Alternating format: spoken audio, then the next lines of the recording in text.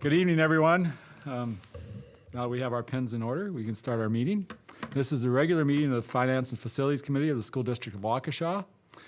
A quorum of the board is present, and the first order of general business is verification of meeting has been properly posted. It has. Okay, good. Opportunities for citizens to speak. Do we have any citizens speaking tonight? Quiet. Yeah, good.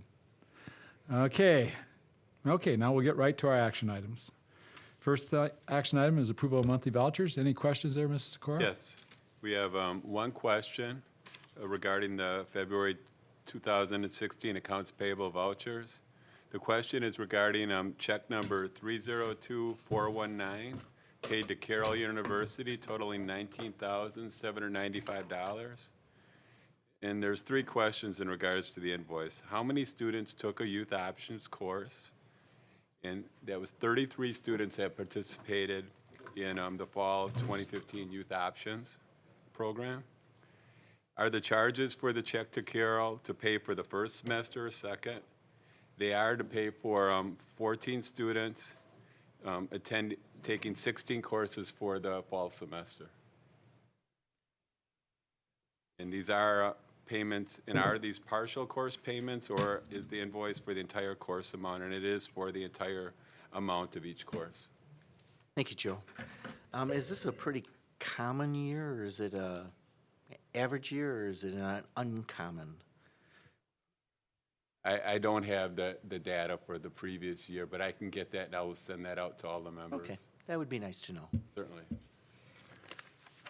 Any other comments or questions for the monthly vouchers report? Do I have a motion for approval?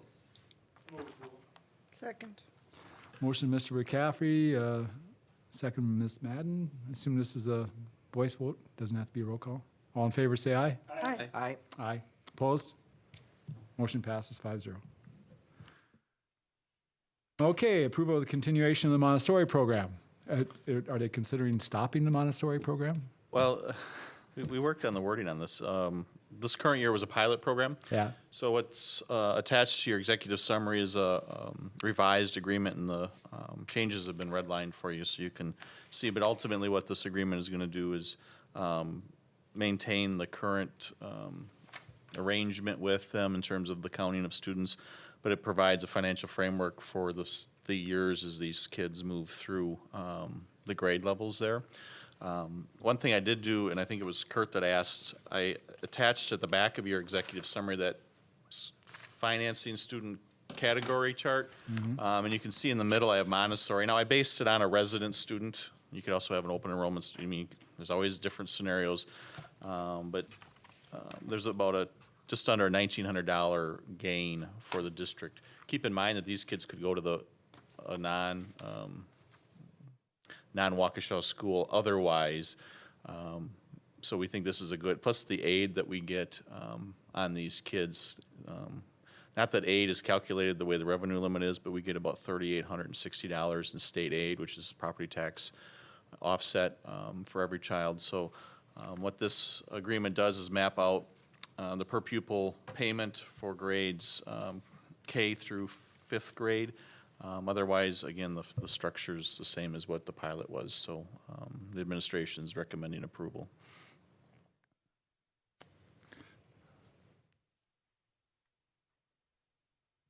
Would you like to give us an update on how the program's working from the Montessori point of view? Yeah. I'd like to hear from the other side. Please introduce yourself and I'm Bill Walsh, Executive Director from the Montessori School of Waukesha. To answer your question, it's a win-win. It's been highly beneficial. One of the things in a board work group last March that we had talked a little bit is the extent to which these students also benefit by special education services, because we have a fairly high percentage, comparatively speaking, of students who have IEPs, service plans, and so forth.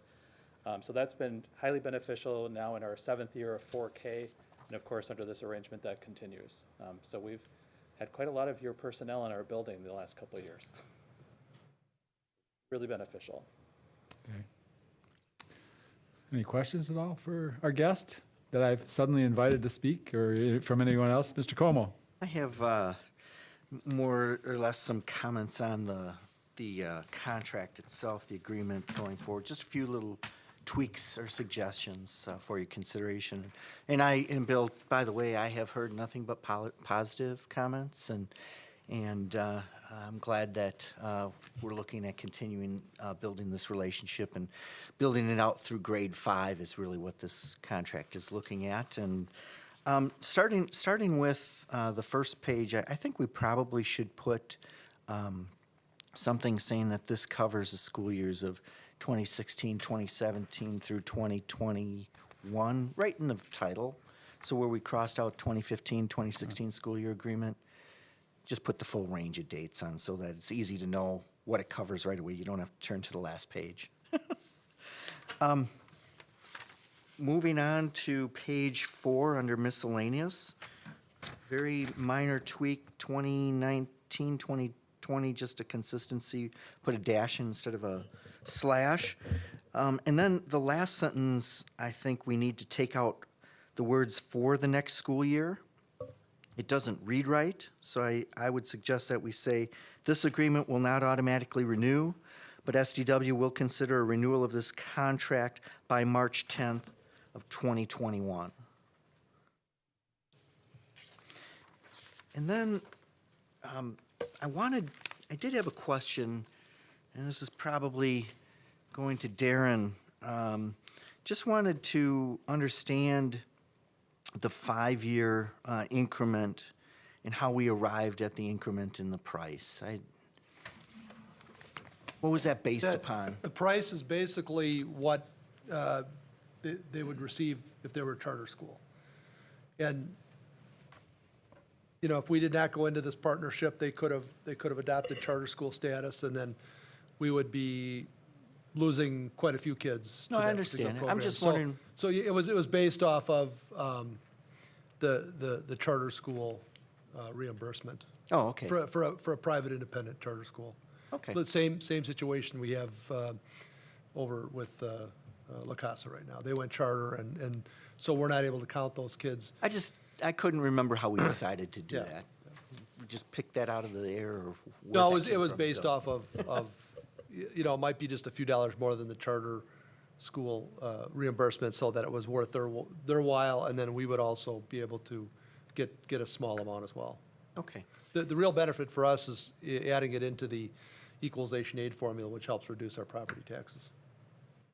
And now that, I have just one other question. Now that we're going into a longer term agreement, I'm just wondering if, well, the first year it was just 1 year, let's give it a try, let's kick the tires, see how it works.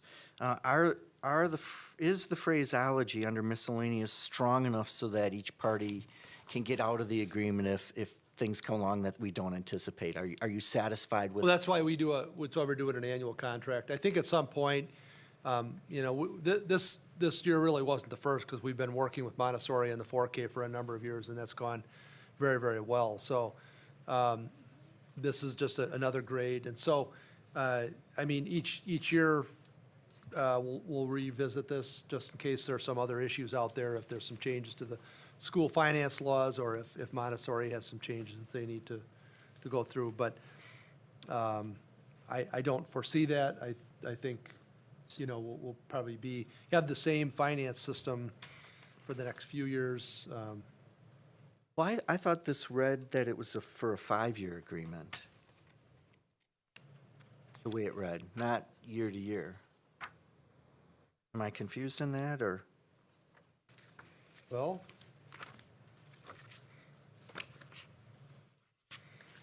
Right, I don't even see any exits on the 5-year deal. Well, there's some in the miscellaneous. But, I mean, they're like for breach or something like that, correct? I mean, what happens if legislation changes or something like that that would? I think what the out is that we would, you know, we could cap the grades. Say, okay, it's just going to be the 2 grades. Each year adding a grade, I think we have the ability to work through that. So is that your intention, was to bring this back every year? We would probably, no, I didn't think we had to bring it back every year, but we would want to review it in-house and see what it looks like. And then if it made sense to add the next grade, we would do that. I don't foresee a problem. I think, again, this partnership has actually been going on for, ever since we've had the 4K program, which is now 7+ years, and it's worked out very well. So I don't have any serious concerns. The only would be is if they dramatically change the school finance formula, and they haven't changed it since 1994. Well, maybe I misinterpreted on page 4, letter A. Maybe the intent was to say that this is an agreement for 5 years, but that each year we're going to revisit it. Is that what the intention was? Well, yeah, similar to what we do with eAchieve, we have a long-term contract out there, but we review that every year in the event that there's some issues that need to be dealt with. So should that read, this agreement will not automatically renew, but SDW will consider renewal of this contract by March 10th? Yeah, I mean, that certainly would work. And I know, 2017? I know Montessori doesn't want to get into a situation that they can't get out of if again, the funding rules change. So, that would work. We could do our in-house review of that, and, if there's any issues, then we would. Well, for Montessori, I mean, and I'll ask Bill you wanted to comment here, I know. For Montessori, they can get out of it anytime they want to by just, Yeah. not taking in students. I mean, that's pretty easy to do. Right, But right. for us, we're obligating ourselves to a 5-year deal. And I can understand why Montessori would maybe want a little bit longer than a year, but 5 seems a little bit long. Mr. Walsh? Sure. Part of the rationale behind the structure of this was that it more closely resembled a standard charter school contract, especially non-instrumentality, which, as Todd was saying, is, of course, the more independent type. I would, for the purposes of planning continuity for the students, especially because our classrooms run in 3-year cycles, I would rather see a provision under the miscellaneous section that basically gives them an easier out for either party. I certainly don't want the district to feel tied to something that isn't working for the district, and vice versa. Well, my comments on this is that we kind of have a pretty good feel for each 2-year budget cycle, what our revenue guidelines are being, and if we end up going an extra year beyond that, that's not too bad, right? If something changes and we have to eat the program for an extra year beyond the 2-year budget cycle, that's not bad. But if it's a 5-year deal, then that's a different deal. And again, I mean, if you want to reduce that to 3, I'm not worried. I think this will be a long-term relationship because it's worked so well. The only thing would be a really massive change to the school finance formulas, and I just don't see that. Like I said, it hasn't changed since '94. So a 3-year rollover, a 3-year window is acceptable from the Montessori. Yeah, I point would of think view? you'd be able to get some staffing implications there. I think with a 1-year, Bill has to staff, and then he doesn't know if he's going to have that staff. I think 3-year would give them a little bit more comfort in the staffing right. process too. Any other comments from board members? Mr. Edlin? You said that there were some IEPs, Mr. Walsh, that, were these IEPs that are written for students, were they mostly new students, or were they existing students within your program? A blend. I mean, some students, you're not aware that they are going to move in the direction of an IEP when they initially start with us. So for many of our students, they'll start at 2 and even 3 years old. A lot of times, you'll be starting with IEPs for speech, usually a lot of sound production issues, especially at 4K. For example, so when we started this, as I mentioned before, we're in our 7th year with the district for 4K. There were a lot of students. In fact, one of your speech pathologists is in our building now 4 out of 5 days a week. And a lot of times from that process, you'll have more observations, more opportunities to consult, in effect, with district personnel or bring them in just in terms of some problem solving if you're noticing either behaviors or characteristics of a student that seem to require more time and attention.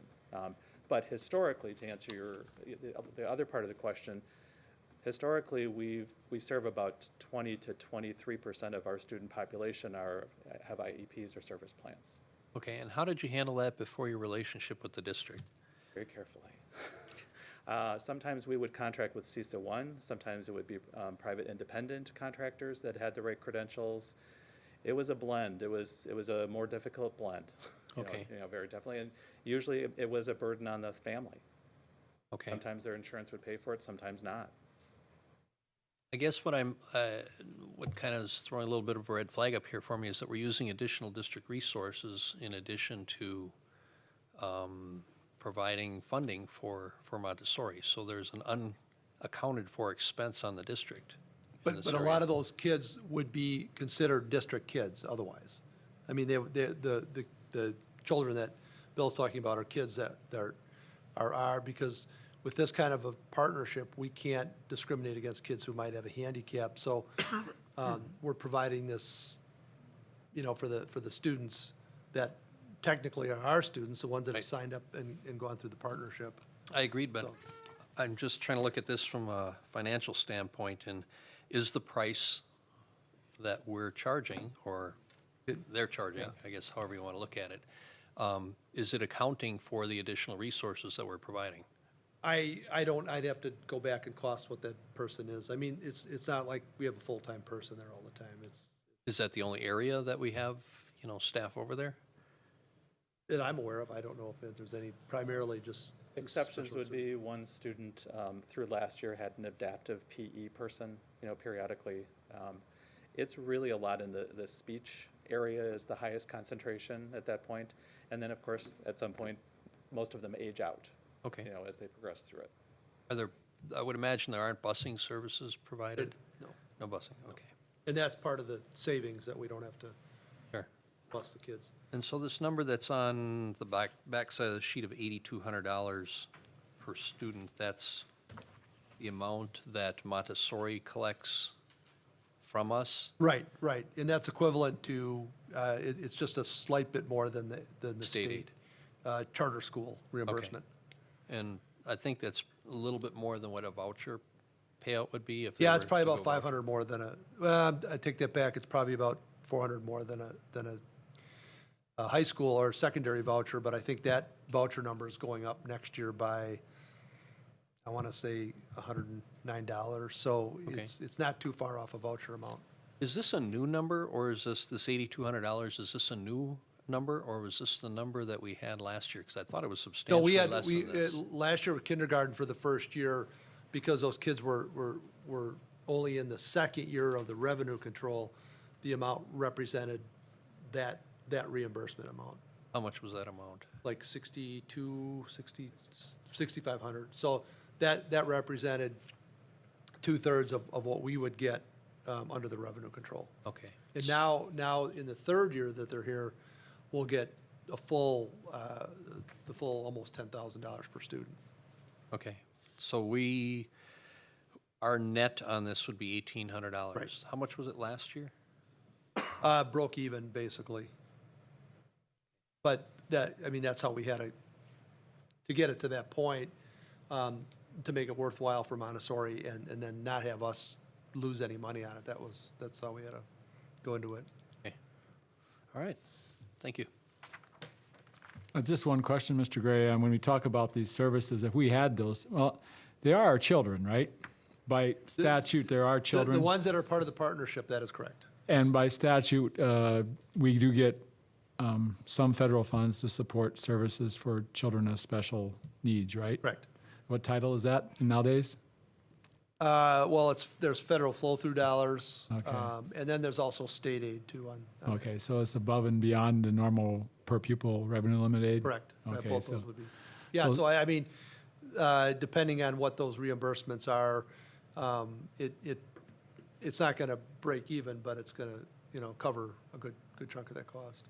so, when they talk about on the voucher school system that they'd love to have the dollars follow the child, in this particular program, the services follow the child, and the dollars stay allocated the way they're currently allocated. To me, it's a more practical system because you have control over, you have the efficiency of scale, economy of scale with using the school district resources, and you have the dollars continuing the way they were, but you allow the private sector partner Right. to have access to those services. to support students that are really the district students. Okay. Any other questions? Okay, and when I look at the modification of the contract from a 5-year to 3-year, I don't see a lot of changes that have to be made. Under miscellaneous item A, you strike the last 2 years, you change the 21 to 19, and then you go over to the table and you scratch out the last 2 lines of the table.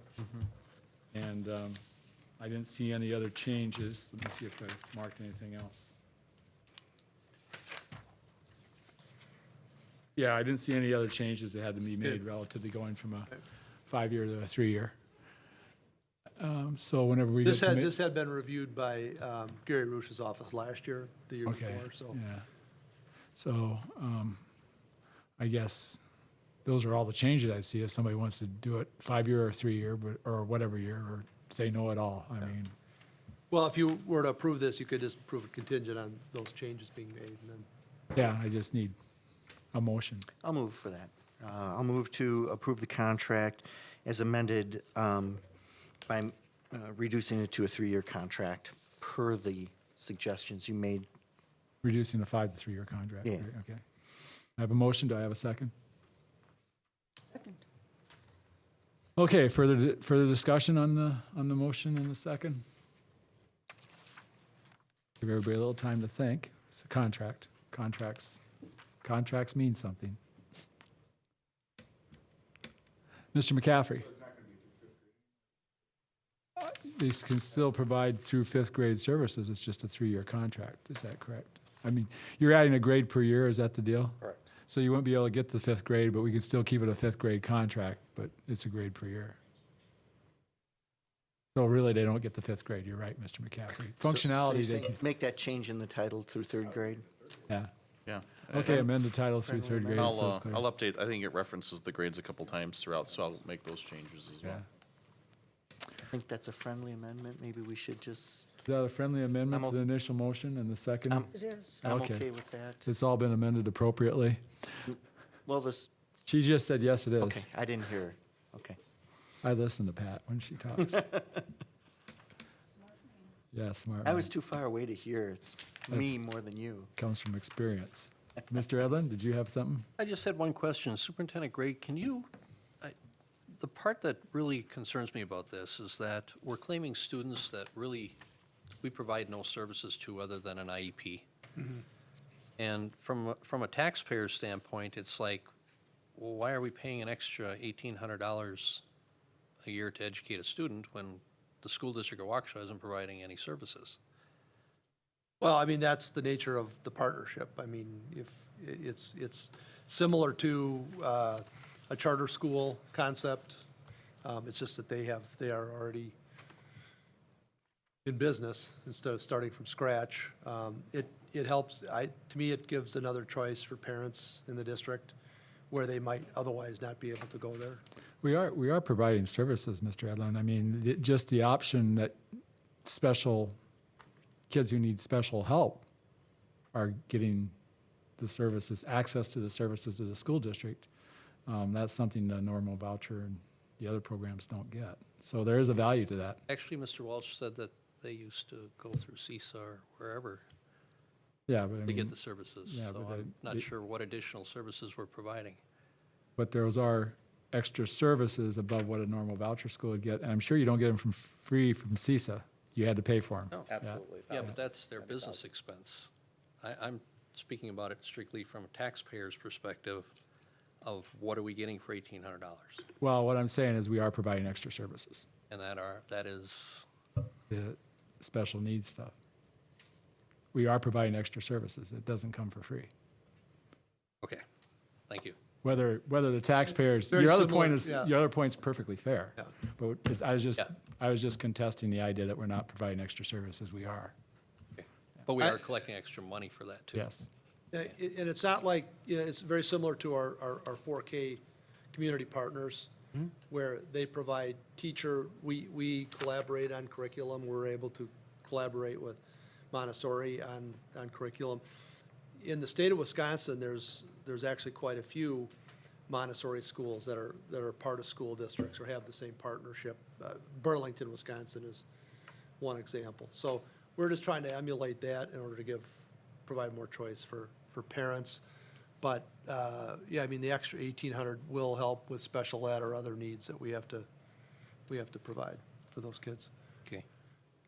I wish those costs were broken out so I could have a better idea of how much we're actually spending. It doesn't sound like we're spending that much money because we don't have that many IEPs that are required.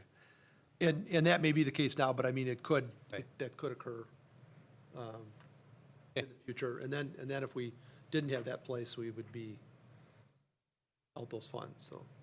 Thank you. Yeah, I see it like having a health club membership, right? You pay for a health club membership whether you use it or not. In this case, they're paying for access to district services whether you need them or not for those particular kids. I mean, it's not that we get fully compensated for all our special needs kids anyway. I think there's a percentage on the dollar when you look at the entire program. So, That's correct.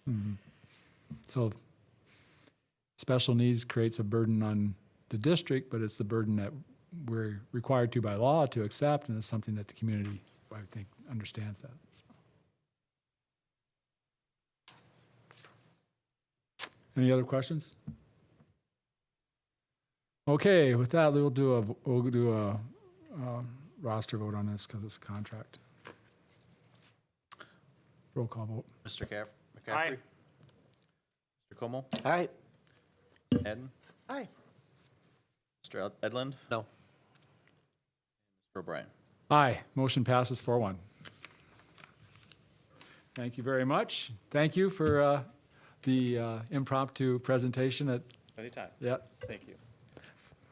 Just real quick, Bill, you have, you've put in a lot of long hours working on various aspects of the 4K program.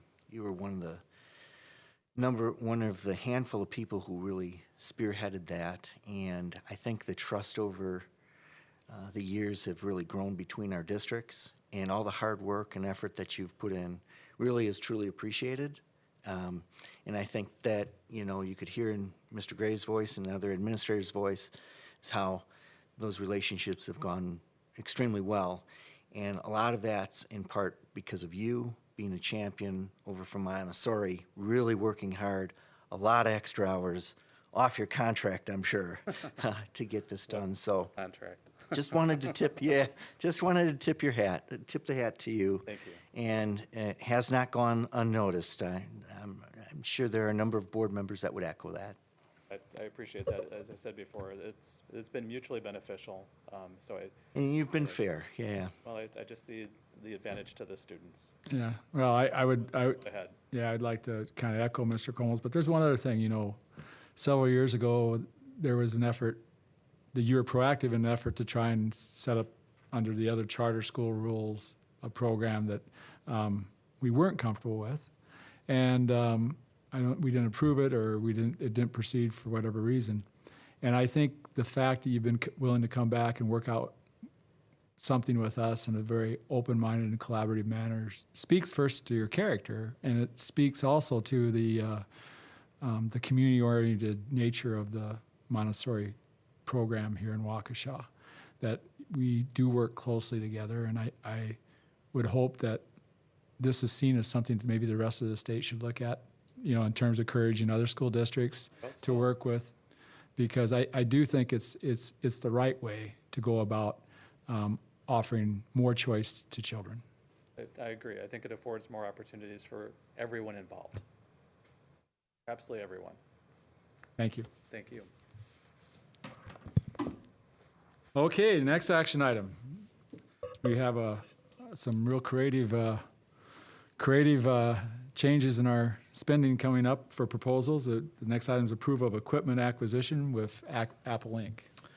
Yeah, before you tonight is a recommendation to move ahead with the next round of iPad purchases. The biggest difference with this one is it's actually a replacement cycle, so it shows that Waukesha One's matured as an educational program.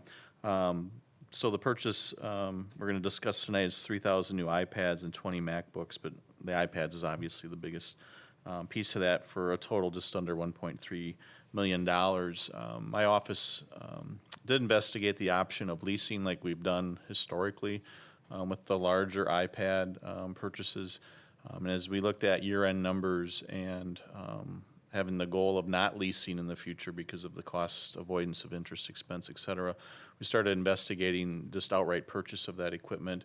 And then we made a phone call to see if they'd accept the district's P card, which we had a cash rebate on. So when it was all said and done, on the back page of your executive summary is the calculation we went through to determine, the best way to move forward. And by purchasing these these iPads directly this year, we're avoiding almost $18,000 of interest expense the lease would have provided us.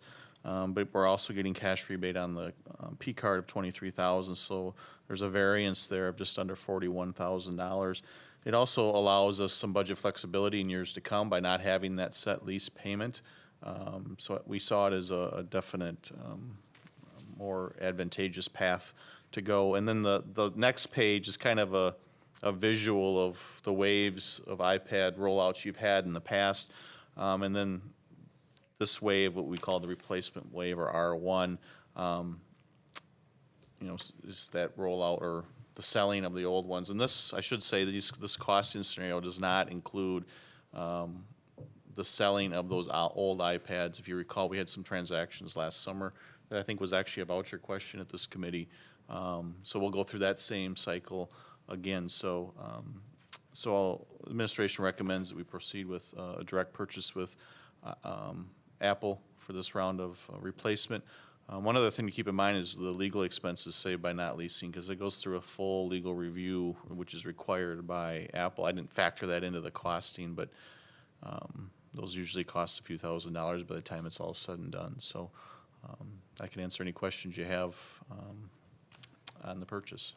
I can't answer gigahertz type questions, but any financial questions you might have on the We purchase. have Mr. McCaffrey here for that. Yeah, there we go. Mr. Como? Yeah, just looking at the chart. And if you look at the yellow and the salmon, I guess, the waves that we're covering, our initial cost was $3.6 million. Yeah, well, I should add, the blue part, we ended up not purchasing, the blue part's about 5,000 iPads, and Steve thought he just couldn't handle logistically, because with Apple, there's not a lot of flexibility in working with Apple in a lot of ways. Logistically, he just couldn't handle 5,000 iPads all being delivered in one shipment, so we decided to go with 3.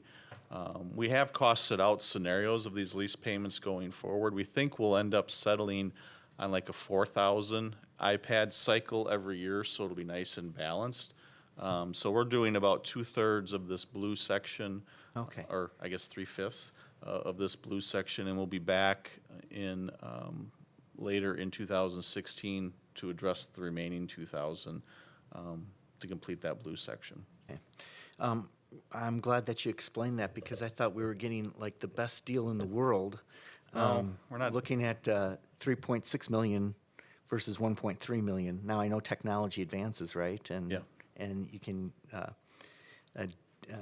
prices come down and you can do more. But I appreciate that, because it didn't quite jive. The blue seemed a little bit. Yes. Thank you. Any other questions?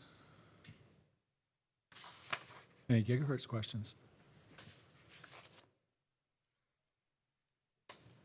Mr. McCaffrey? Note that the units will be, have quite a bit more capabilities. It'll be a 64 gig unit. And there is a 125 upfront if we buy it in this quarter discount on the unit. So we are getting that factored in cost savings as well.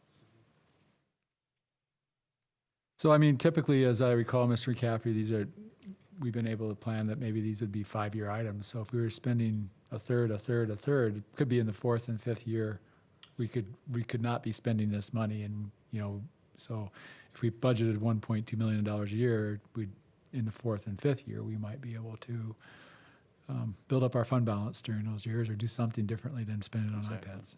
Okay. Any other questions?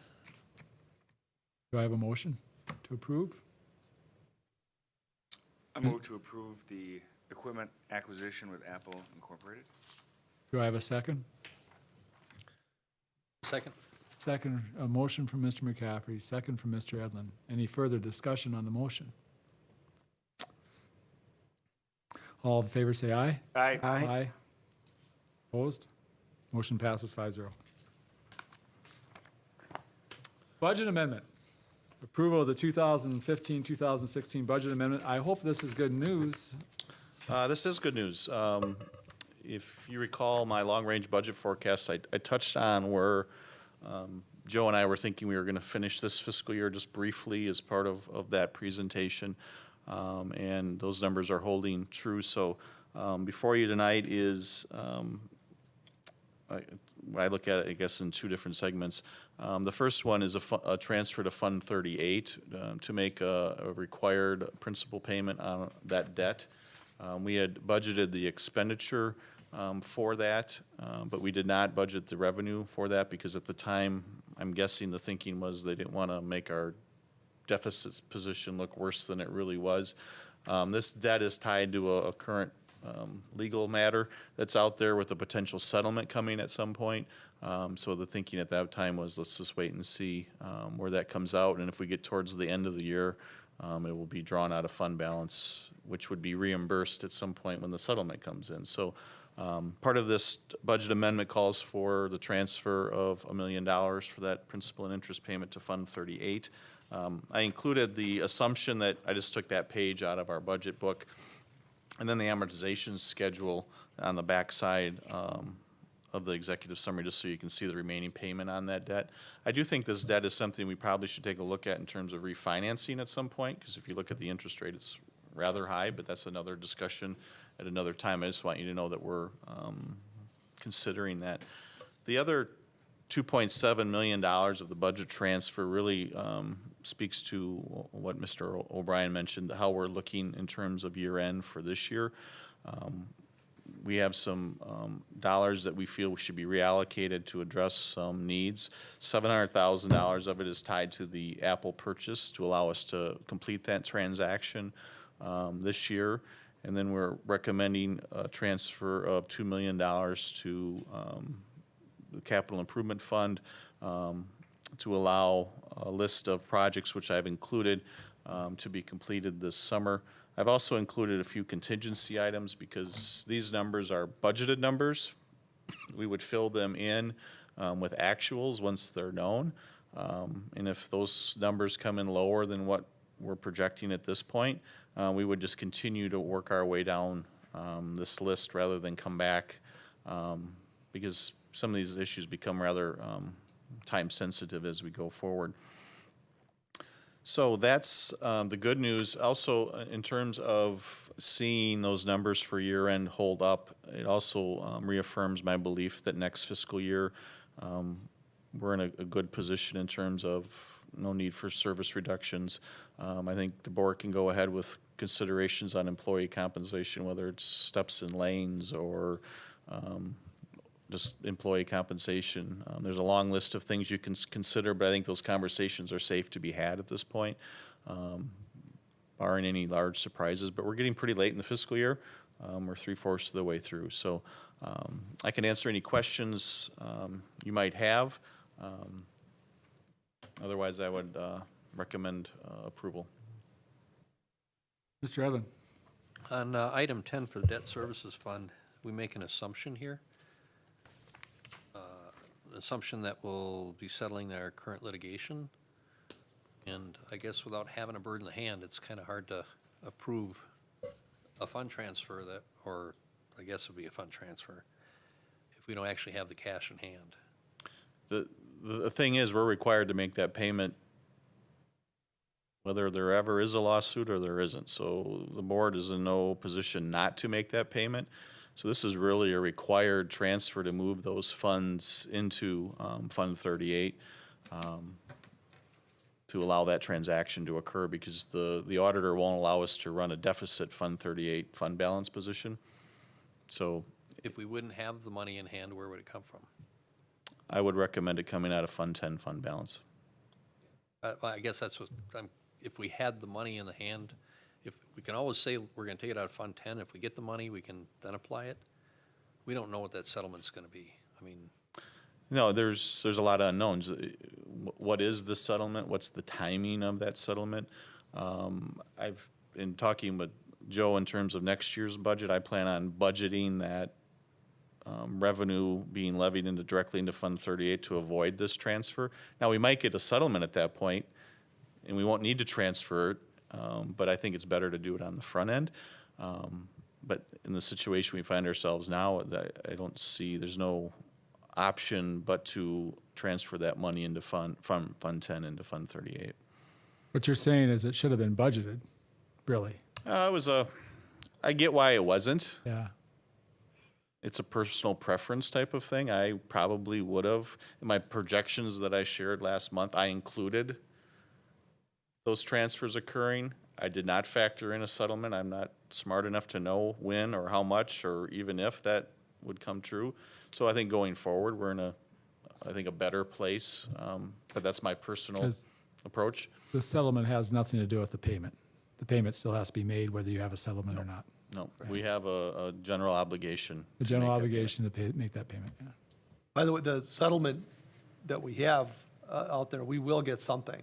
You know, there's a minimum amount that we would receive no matter what happens with the SEC investigation with the two firms and whether or not we settle or go to court with the RBC. But we will definitely be getting some additional funding, but it could be more, it could be less, but there is a floor on how much we would be getting. And it would certainly cover any of the remaining debt payments that we have.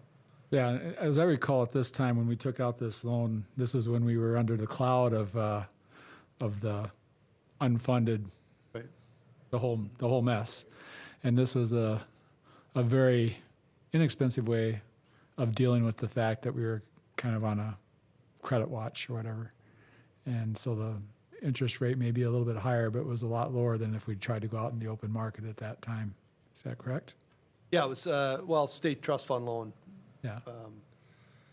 you know, they're maybe a little higher than the market, but it's more of a guaranteed. I mean, you know what you're gonna get. So my guess is it could be refinanced at a lower rate though right now. Mr. Evan? when we receive a settlement, whatever it is, does that count toward the revenue cap? No. Does not, okay, it's exempt. But I mean, it will represent dollars that we have paid out either towards this debt or towards attorney fees and those kind of things. So I don't believe it would have the impact we're, you know, on revenue cap. It could potentially have impact on equalization aid, depending on Right. how the revenue comes in, but not the revenue cap. But our attorney fees are all covered. We're not paying any attorney fees. Not right now, just some minor pieces that we have to do for the trustee, which is me now. But other than that, yeah, Stiefel is paying all but past attorney fees are still, those were still calculated by a consulting firm, and they're still part of the ongoing, Settlement. yeah. Okay. In general, revenue limit only applies to public funds you take in. This is actually a settlement on a private transaction to reimburse our taxpayers. Yeah, yeah, like I said, it wouldn't affect the revenue control, but depending on how the auditors would classify the revenue, it could potentially, you know, unless we have some offsetting expenses, it could potentially impact equalization aid. I just don't know how they're gonna classify that, so wait and see thing. Hopefully. And it could be this summer, or it could be a year from this summer, so we just don't know. It'd be shocking if you had legal settlements be applied to the revenue limit. That would be a Yeah. significant change, and Well, it would be, but, you know, can't count them out, can you? never know what's coming out of Madison, so. Any other questions? Yeah, how does this tie in with our guaranteed savings by Siemens? Because we're talking about paying this off early, if I'm reading this right. This debt is not tied to the Siemens. This is debt taken out as part of the Oh, okay, Stiefel that- Nicholas Oh, got it. issue. I'm thinking about a different $8 million. Yeah, that's a different Fund 38, right, right. Different Fund 38, different $8 million. Correct. Got it. Okay. Which at some point, I'd kind of like to know where we stand with that. We can always issue a debt. No, I mean as far as how we're doing on our energy savings, but different, Oh, off topic, sorry. Okay. So, any other questions relative to the request? I mean, there's a list of items that are, to me, significant on this besides a couple things. We have this year, we have a budget surplus, and that budget surplus is because our expenses are less than our revenue. Correct. A big savings in our expenses is the significant shift in teacher compensation that's taken place with older teachers retiring, being replaced by lower cost new teachers, plus the fact that for a long, long time, they've been kind of frozen in the salary schedule. And we do have a salary schedule that's being executed that's adding cost to their compensation. And I think we heard it at Compensation Committee, and we'll hear tomorrow night what that expected cost is. I think it's around 700 and some thousand, isn't it? Correct. So we still have sufficient funds going into next year, and it'll be budgeted for next year to cover that salary schedule movement, should the board approve it tomorrow night. Yeah, that, Or Wednesday night. the cost of lanes and steps is within the budget assumption we made as part of our projections. Right. And there's no reason we shouldn't be able to proceed with that if the board elects to. So it wasn't put on the F&F committee agenda, but that's part of planning forward. As we go into next year, we'll have to plan budget for that additional cost. And every year we do lanes and steps, which is intended to be done every year. But at the board's option, we'll have additional costs associated with that. That will be different than what we've had in the last 3 or 4 years. Is that correct? Correct. And as far as capital improvements, can you just give a list for people here of the things that you're recommending that we shift budget for? Sure. The biggest dollar item, but also the biggest priority, is the replacement of 3 boilers at North High School. District-wide tuck pointing, we own a lot of brick buildings, so tuck pointing's a cost of doing business. Replace an emergency generator out at West High School. Roof replacements or roof work, that's at several sites throughout the district. Replace the North High School auditorium lights. Some of that's already been done. This will just complete that process. Some instructional space improvements at Les Paul. One item that, we're out to RFP right now is the raising of the environmental ed building. I believe this committee's had that conversation in the past, so we've put it in there. And we'll be coming back with the results of that RFP to this committee. And then contingency projects, we have the resurfacing of North High School track, the replacement of the high school student lot asphalt, and replacement of the Prairie Elementary asphalt playground is, again, contingency projects as we move forward. So if there's any questions, I can answer or try to answer those. Now, I asked this be submitted in terms of prioritized list, and it is that the list that he gave was a prioritized list. Is there any comments from any board members on this list or questions? Mr. Edlin? On the last item, raise the old environmental ed building. I don't ever recall seeing a master plan for that property. I'm questioning why we're going to do it. What are we going to do after that? What's the intent of this property? Actually, we, as part of this conversation, I've asked, Glenn and I are working on a master plan for that site. We have a very popular elementary program there, but you have some options there. Part of those options are limited by 2 older buildings that currently aren't being utilized. So we're going to bring back a vision of what that site could be, but ultimately that vision's dependent on what the board sees the STEM school being utilized as. So we'll lay out some options, but I think it's a good question, Steve, because I do think you do eventually have a lot of flexibility with the green space you'd have around that building, around the STEM school. Yeah, we've been, I mean, you know, from a student perspective and where we're headed with the STEM program, I'm sure we could get into that discussion and make it last for an hour. Some people might not like it because it's a charter school. We lose less state aid. I mean, we lose state aid because it is a charter school. We don't bring in as much revenue. But the truth of the matter is, it's an extremely popular program. There's a waiting list to get into the school. Generally, I don't know if we still have a waiting list to Yep. to get in. And we've done nothing about that waiting list in the, you know, the entire time that I've been on this board. And so I've been hoping that we would have had a plan a long time ago. And we've done something. I mean, we've made a vacant building. Yeah. And whether we want to rip that down and put a new building up or remodel that building, I mean, that's a discussion that, you know, we've been waiting to have for a long, long time. Yeah, administratively, we are starting the process of kind of developing a long-range facility plan. And one of the biggest questions facing us is how large, what's the demand of STEM going to be? And is that current building the right solution for that? Because the demand is so high. But those conversations are very, very preliminary at this point. But it's a nice problem to have. You have an exceptionally high-demand program at the two campuses right now. But I do think we need to take some time and develop what's the capacity, how high do we see this program, how large do we see this program, or do we remain with waiting lists? So, but those are, like you said, we could talk about all those are lengthy conversations in and of themselves. And Probably, I mean, just to keep it from veering off the agenda, I guess the correct question is, would we tear down the environmental ed building no matter what we do with that property? Would the environmental ed building be a building we'd plan to use going forward? No. So regardless of what we decide to do with the property, this building needs to be demolished. Is that correct? Correct. Point? It hasn't been used in years.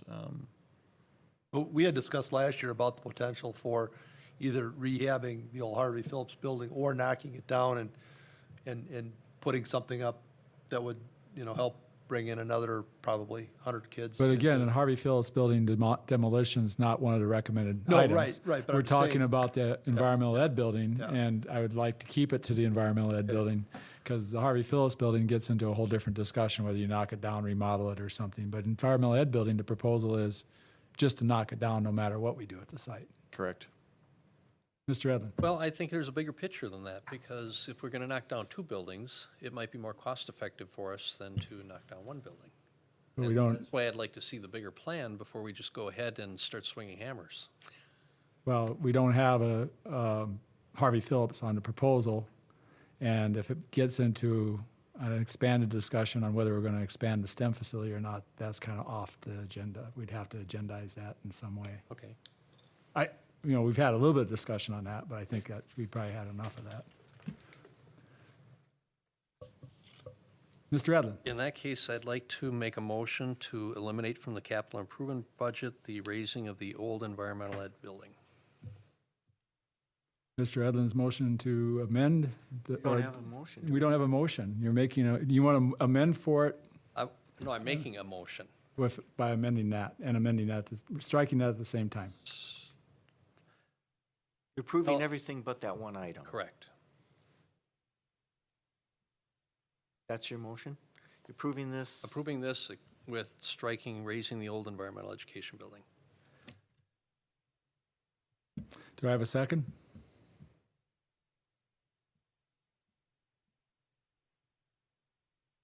Motion fails for lack of a second.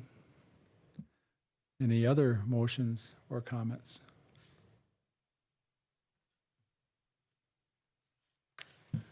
So we need Mr. Como. I move to approve the 2015-2016 amendments as presented. Do I have a second? Second. No, we still have commentary and debate post the motion. Is there any questions or comments post the motion? Okay, I'm going to just state, it's obvious to me that we're going to tear down the environmental ed building no matter what we do with the property going forward. And the sooner we do that, the sooner it moves us towards making better use of that property, whether it's expanding it for STEM or whatever. And that's just helpful in that regard. Mr. Como? Definitely overdue. We should have done this several years ago, really. I think it's a safety hazard in many ways, so can't keep everybody out of that, and that's the reasoning for me, is safety hazard. Mr. Edlin? Has the administration sought any bids or estimates to tear down Harvey Phillips? Because that building's a safety hazard, being an empty building.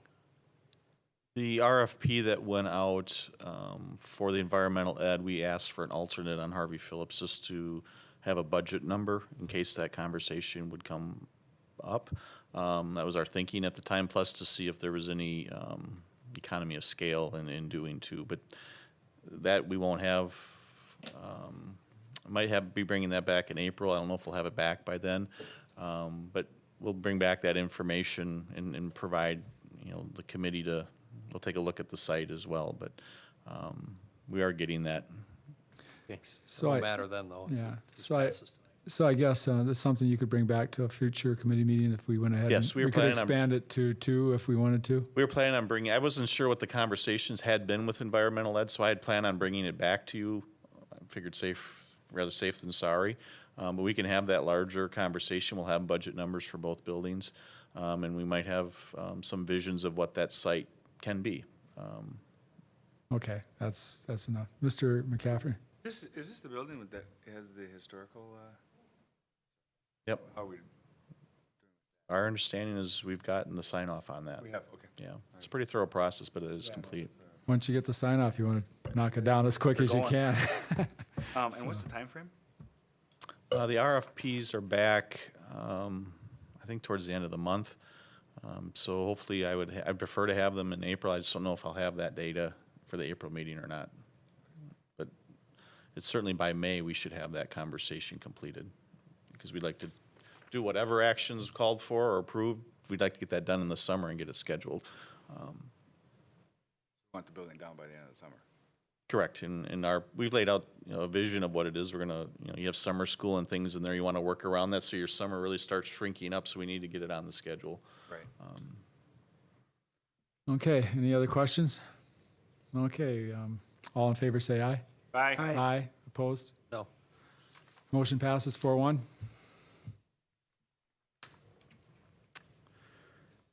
Now, we're off to information items. Correct? Monthly budget update. You have a monthly budget update for February 2016. The property taxes, we received our second installment of property taxes, and that's on page number 3 of the monthly budget report. You'll see the tax collection update. On the tax collection update, it's divided up among the 7 municipalities that comprise our district. And you'll see that so far through 15-16, we received 74.5% of our anticipated revenues, which is the same amount we received at this time last year.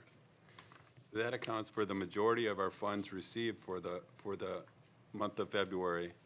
And $878,000 of that was allocated to the debt service fund for the energy efficiency general obligation debt payment, and the remaining amount was put to the general fund. So overall, our revenue through February of 2016, we're at 80.65 million, or 56.27%, compared to last year's revenues of 82.39 million, or 56.59%. And the main reason for that difference is last year, we had received Apple equipment lease totaling $3.3 million to record the value of the Apple equipment received.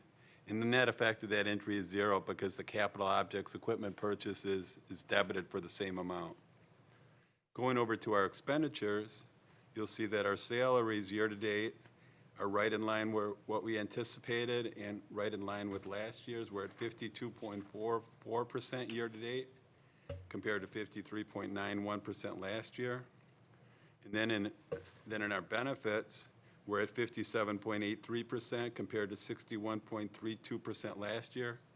And also for the board's information, the last page of the monthly budget report has a recap of where we're at on our health claims payable year-to-date.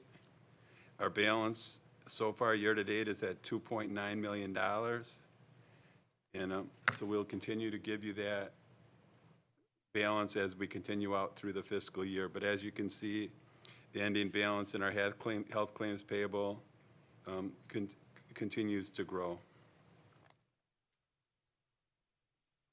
Going over to the expenditures and our purchase services. If you look at object number 382, that consists of the payments for our 4 and 5K partners under purchase services, which is page number 7 of the budget report. And then in our debt retirement, it just gives a breakdown of what the Apple lease payments were. In February, we did have a $488,000 payment for the third of the 3 payments for our Cisco communications lease.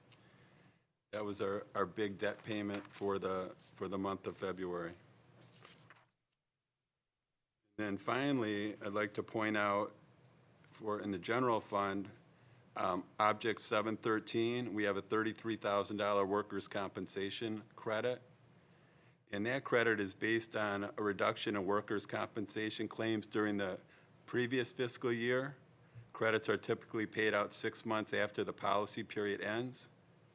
And the district's success in our return to work programs and our prompt claimant monitoring has resulted in a decrease of the district's experience modification factor from 0.81 in 2015-16 to next year we're going to be at a 0.72 for the 2016-17 policy period. And this represents a $15,859 in potential premium savings for the new policy year.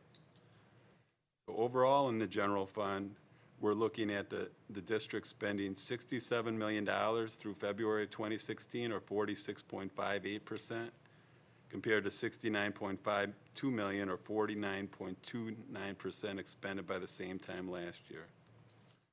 So overall, we're trending as anticipated, and we'll continue to provide these reports throughout the rest of the fiscal year. But we anticipate coming in line with our budgets, and that was reflected in the budget amendments that we asked for today.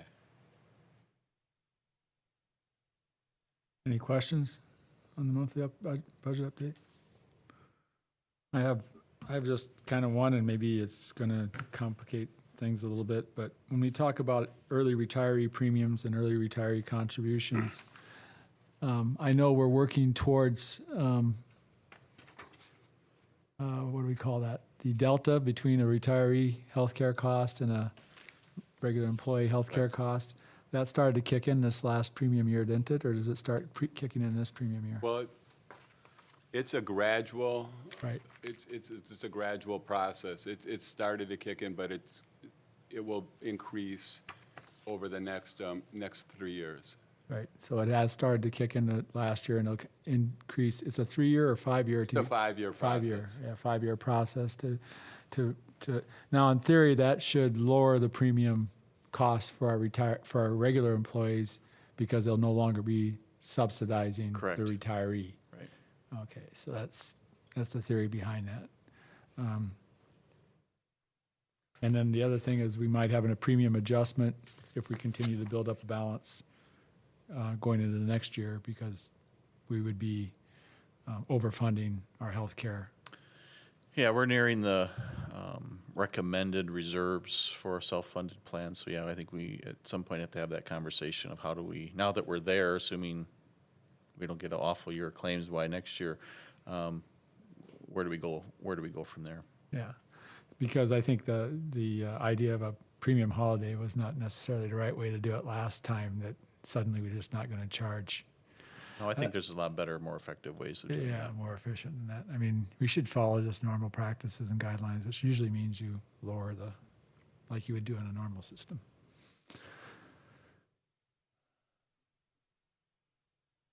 Okay, no questions. Is there I guess that ends everything for tonight. With that, we will adjourn. Thank you, everyone.